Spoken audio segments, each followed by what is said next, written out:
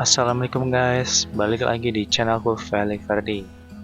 Pada kesempatan kali ini, gua akan berkunjung ke salah satu masjid kuno yang terletak di Lombok Tengah. Nah, ini salah satu perjalanan kami menuju masjidnya ya guys, karena tidak memungkinkan untuk bis atau mobil naik menuju lokasi, sehingga kami melanjutkan dengan cara berjalan kaki. Jaraknya kurang lebih 1 km dari tempat parkir bis kami ya guys.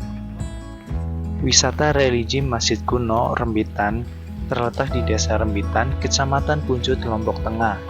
Dari Bandar Internasional Lombok berjarak sekitar 10 km. Wisata religi Masjid Kuno ini bisa menjadi salah satu wisata tujuan para tamu atau wisatawan yang berkunjung ke Lombok Tengah.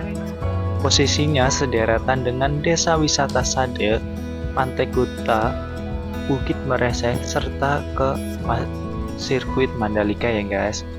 Masjid Rembitan berdiri di kaki perbukitan, tidak jauh dari jalur utama Bandar Internasional Lombok Mandalika. Rumah-rumah penduduk berdiri di bagian lebih tinggi dan di bawah kaki bukit mengelilingi masjid.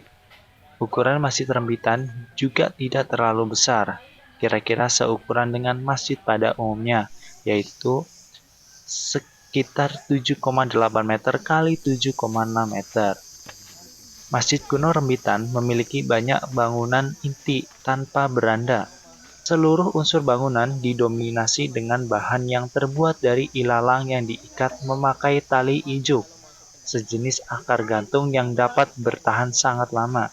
Bentuk dasar masjid-masjid di Lombok sebagian besar sama, seperti Masjid Rembitan Lombok Tengah, Masjid Gunung Pujut Lombok Tengah, Masjid Songak Lombok Timur, dan Masjid Bayan Bele Lombok Utara, yang terletak di bawah kaki Gunung Rinjani.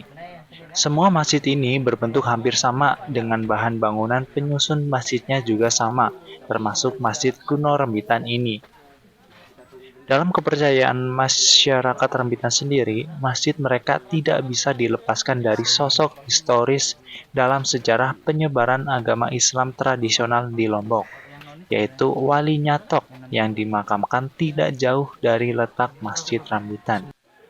Di luar bangunan, terdapat sebuah sumur yang disebut kolam berukuran 2,5 meter dengan garis tengah bawah atas 5 meter dan 3 meter pada bagian bawah.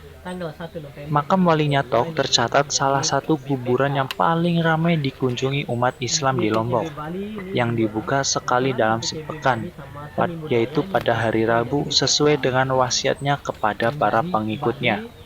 Nyatok kadang diartikan nyata, tetapi bisa juga berarti satu atau nyatu atau wahdat, mengingatkan pada gelar yang disandang oleh Sunan Bonang, salah satu wali Songo yang dimakamkan di Tuban, Jawa Timur. Kebetulan ada kami berempat biasanya di sini pembimbing mereka. Cuman ya perwakilan. Nah, kan gue perwakilan, kelompok. kita perwakilan. jadi kalau mau keliling kita masjid boleh, tapi kalau untuk masuk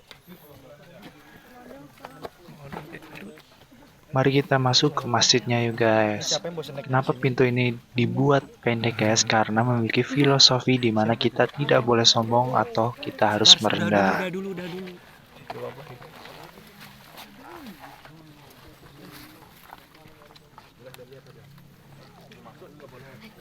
Di bagian dalam masjid, terdapat 4 tiang utama penyangga bangunan dengan kurang lebih 28-30 tiang kecil yang menopang dinding masjid yang terbuat dari anyaman bambu.